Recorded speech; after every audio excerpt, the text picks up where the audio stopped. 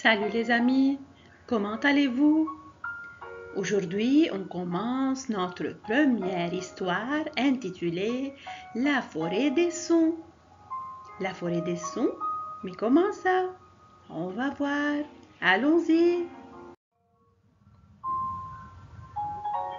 La forêt des sons.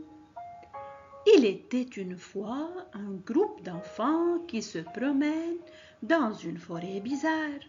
C'est quoi bizarre? C'est-à-dire une forêt étrange, une forêt extraordinaire, pas comme les autres.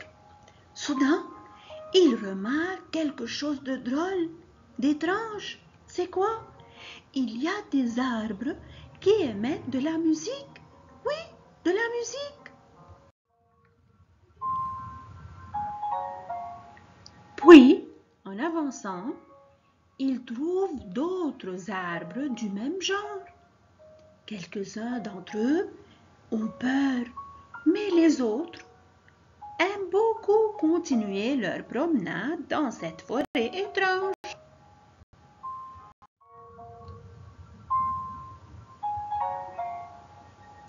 Au fur et à mesure que les enfants avancent dans cette forêt bizarre, ils entendent d'autres mélodies. Au fur et à mesure, c'est-à-dire en même temps. En même temps que les enfants marchent et marchent dans cette forêt bizarre, ils entendent d'autres sons, d'autres musiques, d'autres bruits de musique. Il s'agit d'arbres en lettres. L'arbre O-I, l'arbre O-E et l'arbre O-O.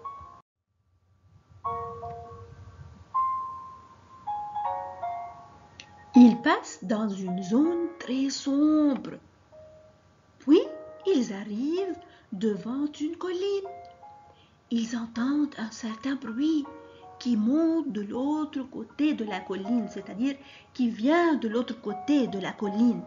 Ils gravissent, c'est-à-dire ils grimpent.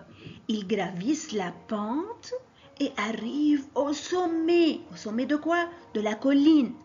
Ils trouvent une étendue désertique, une zone vide, une partie de la forêt qui est vide, complètement vide.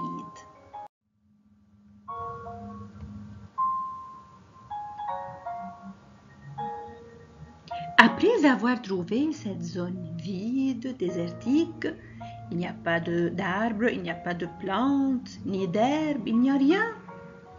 Les enfants décident de planter cette zone de toutes sortes d'arbres magiques, comme tout le reste de cette forêt, n'est-ce pas? De cette façon, ces arbres vont produire des mélodies ainsi que des chansons magnifiques. Fin. Et maintenant, voilà quelques questions. Réponds aux questions de compréhension. Numéro 1. Où le groupe d'enfants se promène-t-il? 2. Pourquoi la forêt est-elle bizarre? 3.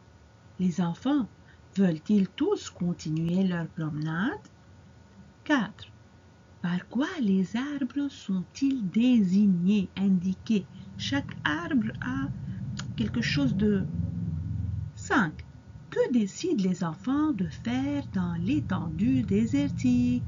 Allez les amis, travaillez ces questions et à bientôt mes chers.